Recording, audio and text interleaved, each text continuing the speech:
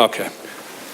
I'm Tim Bullock, lawyer at Simpson Weigel. My client is Houston Business Space, who are technically the owners of the King Street East properties from 52 to 30.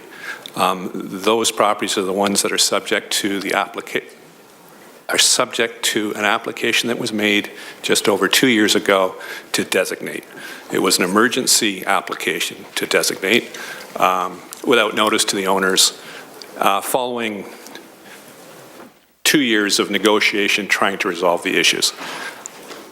I'm here now with David Premi, architect, to present a plan to you on how our client would like to proceed with the development. We started talking to the city, to senior officials, to the mayor, to the councillor, roughly 8 or 9 months ago. This plan, we think, should find favor. We think it's, I hate to say it this way, but win-win for developer and for city. What the intent is to have 18 to 22 designated as heritage properties. Those are the two most westerly properties, which have the escarpment stone on the front of them, that have most of heritage features intact. The other properties are 24 to 28, which there is less heritage features, deteriorated, not the same stone, and if you're designating heritage, you need a good alternate use, and as David will explain to you, those don't present themselves well. We've got to this point. The client assembled those lands, assembled most of the block, in fact, save and except for 2 properties, and made application for demolition permit. Before making and receiving the permit, dealt with the city for 3 or 4 months with respect to turning off services and sewers, et cetera, et cetera. Then the permit was issued close to Christmas, and there was a lot of angst that we were sneaking in through a back door, which wasn't true because for 3 or 4 months we've been dealing with city staff. Right after that hit the paper, I got a call from the city saying, look, can you hold off on this? So voluntarily we did. The agreement was we would then negotiate. We then spent 2 years negotiating. Councillor Farr and Councillor McCaddy were involved in those discussions. And on several occasions, we thought we were through and we were done. And the proposal would be very similar to what we're throwing up here, although I will say it is a much better design, much more complete. And we think, and David thinks, utilizes the heritage features much better. The aspect to this that we hope is appealing, we're ready to apply for site plan approval. We are ready then to apply for a demolition permit for the most easterly portion. We're also prepared to build it on spec. No leases necessary, no sales necessary, we'll just do it. And the client will be doing it and starting it this year.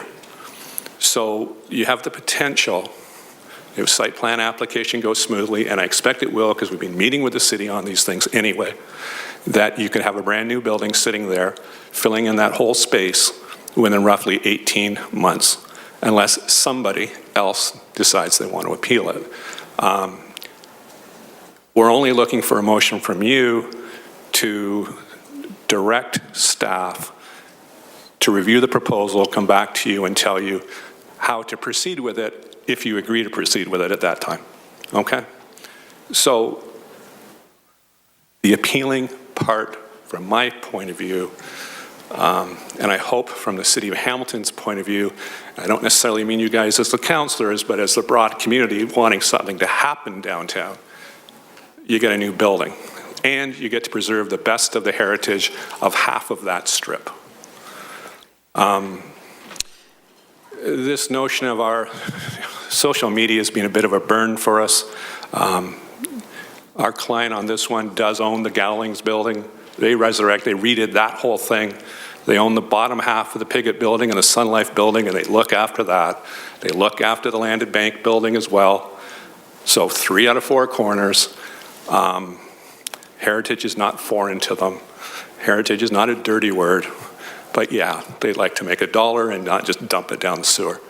So this proposal should work. We hope you find favor with it and that we can proceed to the next step with staff. And we have met with Mr. Thorne and City Solicitor and Stephen Robichaud and Anita Fayback and let's say countless others, but that's exaggerating. So we're ready to go with this, and your staff knows it's coming, and we'd like to play it out to what conclusion we get to. We do think it's going to be favorable for one and all. And David will explain the plan to you. Welcome, David. Thank you, Tim, Mr. Chair. Thanks for the opportunity to be able to unveil this design and that we think, as Tim mentioned, has been the result of a lot of hard work and goodwill between staff and the development team and more recently Councillor Farr. I'm going to switch to the next slide here. This is a slide that shows the context of the development, and as you can see, marked in red dotted lines is the subject property. What we are proposing here is, as Tim mentioned again, a speculative mixed-use building. The building itself is roughly 30 feet deep, so you'll see that from Gore Park, the building that we're proposing is 30 feet deep. The remainder of the site would provide the parking on the surface that would service this building specifically, so the apartments and the retail in this building. The ground floor offers about 4,000 square feet of new, modern, flexible retail space, and consists of about 20,000 square feet. The entire building is 20,000 square feet on 5 stories. The upper levels offer 14 new dwelling units that will be rental units, and these are 1 and 2 bedroom units ranging between 750 and 1,000 square feet roughly. So I'll go to the next slide. This shows you a typical residential floor plan. So the apartments all face north. They have balconies that face Gore Park, overlook Gore Park, and they are accessed from the rear through breezeways and stairs, and there is also elevator access that will be from the front on King Street. To give you a sense of what this would look like on the street, we have an elevation here which shows, as Tim mentioned, the remaining Thomas Kerr facades, which are at 18 to 22 King Street, restored, and the new facade that's shown at 24 to 30 King Street will be constructed of stone and designed to be sympathetic to the context, but maintain a more contemporary expression. But it will reestablish the street wall on the Gore. And to give you a sense of what this would look like in a 3-dimensional rendering, this is the expression that we're proposing. You can see that the 5 stories with the 4 stories of residential above and 1 level of retail. There's a number of reasons, inevitably we'll be asked, why can't we save all 4 of the facades?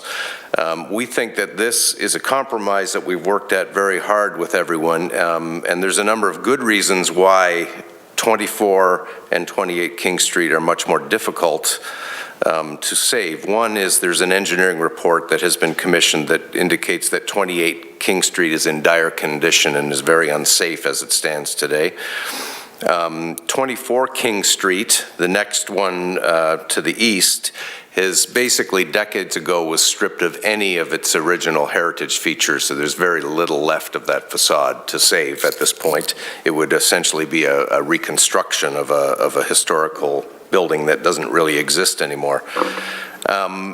The floor and window levels of 24 and 28 vary greatly from the relatively even floor levels of 18 to 22.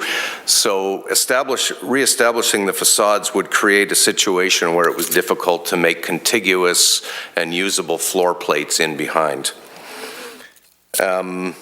The small compartmentalized retail units that exist now on the ground floor are very inflexible, and they are very difficult to adapt to modern retail uses. The idea is to have as flexible and as open a space for retail use, so many different uses could be conceived. And lastly, the cost of rebuilding and restoring all 4 facades would render the project financially infeasible. So we're excited to present this proposal. I think it'll offer a lot of animation and energy to the newly pedestrianized Gore, and I think that it's very respectful to the heritage of the Gore. We believe that this proposal represents a big win for all parties involved, and I would be happy to answer any questions that you might have about details. Thank you. Councillor Farr. Thank you, Mr. Chairman, and thank you to both Tim and David. You've been here for a few hours. It's much appreciated. We have taken a considerable amount of time since June, me a little later, sitting at the table with all the staff that you've mentioned, and then some, as Tim alluded to. So it's much appreciated that you came here today. And I should note, because it was a walk-on, and I did try to reach out to most of you in the last few days to share with you that I was hoping for 5 minutes today from this delegation, that the intent to designate 18 to 28, and Tim sort of opened with this, was born on this floor. It was a council decision. You'll all recall it was around Christmas time a few years ago, and that intent to designate emergency motion happened here, and therefore it is here that we seek resolve. I don't need to get into details on that because they were shared with us just now, and eloquently so, in a matter of just 6 slides. If committee has some questions, that's great. But at our most recent meeting last week, Mr. Chair,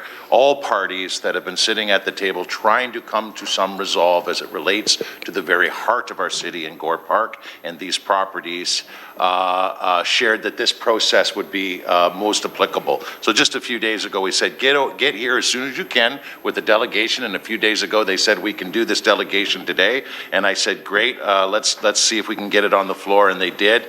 So there's the reason for the haste. And I appreciate that we don't always like walk-ons, but in this case, all I seek to do is, and through you to the chair, so this is on the record, and we're very clear, and what you're asking for here today, as we've discussed in the past, is to refer this proposal, this resolve, to staff, and have staff report back. I'm going to suggest that staff report back in a month. So in not the next, but the following GIC. Through you, Chair, correct, Tim, Dave, that's exactly what you're looking for? So at the appropriate time, I'd like to do that. I will send a copy of that motion to Stephanie. I'll read it out, actually, and then send a copy to Stephanie. And also, Dave, through you, Chair, is it okay if we could get this presentation forwarded to Stephanie? I've already sent you an email and CC'd our clerk, and then we could share that with, that's where I messed up. I should have done that in advance. Stephanie, through you, Chair, to our clerk, is there a question? Through you, Mr. Deputy Mayor, I just want a clarification, just because this is a heritage matter. Under the mandate through the procedural bylaw belongs at the planning committee. So it is up to committee to determine that, but it does appropriately belong at committee at planning. Thank you. Just for So can you hold on to your motion just till we have our speakers and then you come back to you? So as discussed many times in the past with staff, we have everybody in the room but a clerk. We should have. Because the emergency designation was born on the floor of a council meeting, we felt GIC to be most appropriate, but I'm ready, willing, and able to change that course of direction. But it's at GIC today for those very reasons and at the advice of our staff. So the motion will be at the appropriate time, and quite simply that the appropriate staff be requested to review the proposal respecting 18 to 28 King Street East and report back to GIC on a process that the committee may consider to facilitate this resolve in 1 month's time. GIC or planning? Which well, one? I'm hopeful it's still through you to Janice or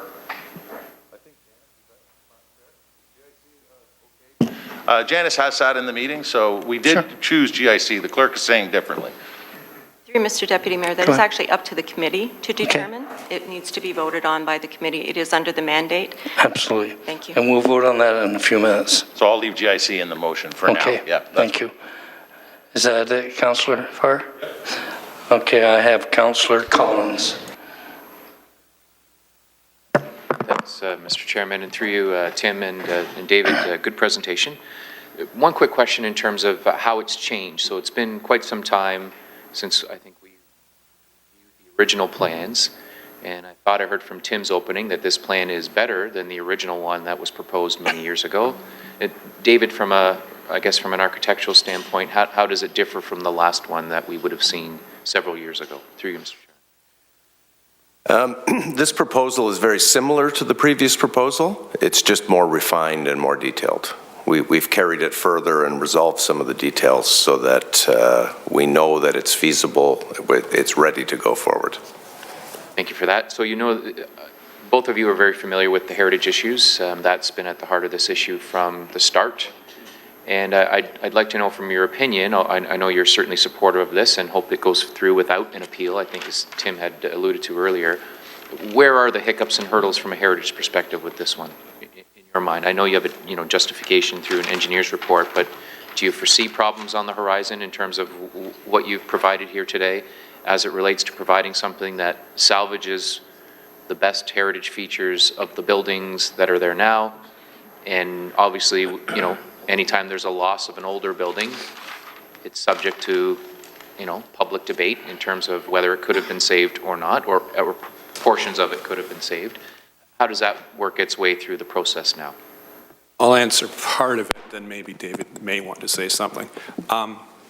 One of the things that was of concern to us, pull down buildings and don't do the rest. And that was one of our stumbling blocks earlier. So what we're saying now is, we're not pulling anything down until we're ready to build. Staff has raised issues of posting security to make sure that we do it. Yeah, that's going to happen. We'll probably fight over the number, but that will be happening. There's also going to be timeframes put in place for us to do these things. So all of that adds up. And as far as what's new, our client wasn't agreeable to designating 18 to 22. There was a battle on that, and it would have continued.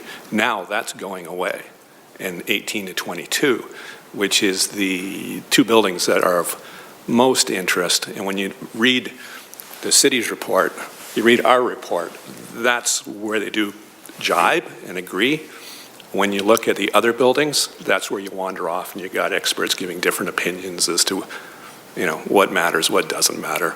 The battling consultants. Okay? Last question is, the downtown programs that we have, we just renewed a number on that committee. Are you taking advantage of any of the city's programs as it relates to the development? We will be taking advantage of some of them. Some simply don't apply. And as far as, for instance, the downtown residential loan program, I'm told our money is all in place and we won't have to take advantage of it. Good program, but may not have to. But the facade programs and I think the tax incentive thing will be taken advantage of for the residential units. Those are my only questions. Mr. Chairman, if I could be put on the speakers list after the delegation has left the podium, then I'd appreciate making a comment. Sure. Councillor Skelly. David, a couple of questions. When you're talking about 18 to 22, are you talking about both of the buildings that we see, the two low-rise buildings? Yes, 18 to 22 are the two stone buildings in the foreground here. Okay. I'm new at this, so I apologize for not having a history of this project. Is this the final design of the facade? This is the design that we're proposing at this point, subject to comments and negotiation through the process. Through the chair, how do you arrive at that? Is there community consultation in terms of a final look of the exterior? There has not been community consultation specifically on this project at this point. Could there be? more influence? Well, I mean, we still obviously have a process to follow, and we will follow the process as it unfolds. Through the Deputy Chair, how much approximately will you be charging for the units? Do you know what the rental, what kind of, are we talking high level, low, mid-range? Do we have any idea what type of rental accommodations they'll be offering? We haven't had that discussion yet. Okay. And again, through the chair, I just wanted to make a comment that, I'm not really blown away by the exterior. I think that, I'm not sure, does it mimic at all in any way the original design? It's an attempt to be respectful to the original design in its sort of formal intent, but to be of its time, which is an approach to heritage that I advocate for, as well as many others. I will ask this perhaps in a different manner. How consistent then is this with the original design? I know that your response has a lot of latitude. Is this even somewhat close to the original design, or are you taking a lot of liberty with that? It's responding to 18 to 22, but it is not specifically responding to 24 and 28 directly. All right, thank you.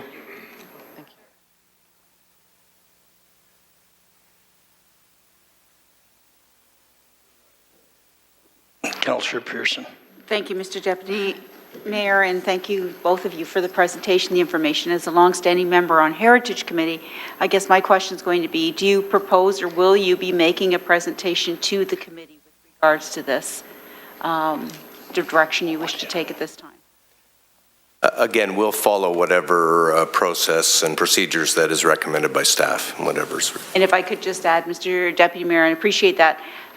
I think it would be a positive approach to at least enlighten and involve the committee so that they're aware, and I can explain a situation where we had with the Sheridan. We had a similar situation where we had the two developers bringing forward a proposal. They brought it to committee. The building has not been designated as yet because we were cognizant of the fact that they were going to meet the concerns in the interests of the committee, so it has been held off. So we've worked with them. Heritage Committee is not always a bad thing, and they do appreciate, and I've also, stressed to committee members, sometimes you may lose something, but you gain more, and that's what we have to look at. So I strongly suggest that you make a presentation, and I know I missed a couple of meetings, but I don't recall any of this presentation coming forward, and it would be very, very helpful to have them on your side. Okay? Thank you. Thank you. Thank you, Councillor. I have Councillor Marula, you're on the speakers list as well. So let's first receive the delegation. Moved by Pearson, seconded by Farr. All those in favor, carries. Thank you, gentlemen. Thank you for coming in today. Councillor Farr, you want to put your motion now on the floor? Yep. So I would move that the appropriate staff be requested to review the proposal respecting 18 to 28 King Street, East Hamilton, and report back to GIC on a process that committee may consider to facilitate this resolve in 1 month's time, approximately 1 month's time. Thank you for that. I have Councillor Pearson who wants to second that, and then I have a speakers list of myself, Councillor Marula, and Councillor Partridge. And so I will ask Councillor Partridge to take the chair, if you could. Yep, I have it, thank you. And if I could through you, I did want to speak a second time, only to thank Councillor Farr for his intervention years ago. I think we heard some subtle suggestions today that the presentation we have and the development that we have in front of us is better than it was a number of years ago, and there's some assurance now that the heritage features, at least in 2 of the buildings, will be respected and maintained. And I know that Councillor Farr had, at the last minute, really the 11th hour, come to this committee with a concern that we may be losing not just 2, but all of the buildings that were in the center of the core, in the Gore there. And so I wanted to take this opportunity to thank Councillor Farr, who I know has worked tremendously hard on this file with others, of course, and a team of staff people around him. But it hasn't been easy, and I think what we have here today is a great compromise, one that works certainly for the developer, but one I think that respects the heritage features and works for those people who live and work downtown. So I wanted to make those comments, and if I could take the chair back. Take the chair back, thank you. Thanks, Councillor Partridge, and Councillor Marula, you're next on my list. Just along the same lines, I want to thank Councillor far too often, especially when there's a protracted period of time between an initiative and then coming to see it come to fruition, we sometimes forget how difficult of a process it is to get to where we are presently. And I want to commend Councillor Farr for his hard work and diligence as well. Thank you. Thank you. Councillor Partridge. Yes, thank you, Mr. Chair. And being a member of the Heritage Committee as well, I want to encourage the presenters to come in. Similar to Councillor Pearson, I think it's very important to bring this project forward and just give the committee the due respect to have the presentation. Similar speakers have said, we've come a long way on this, and certainly Councillor Farr, you had the rug pulled out from under you a couple of times, and we're very pleased to support you. And you've worked incredibly hard on this, sir. And so I thank everyone involved in that. Thank you. Thank you, Councillor. I have no further speakers on the list. It's been moved and seconded. All those in favor? Carries.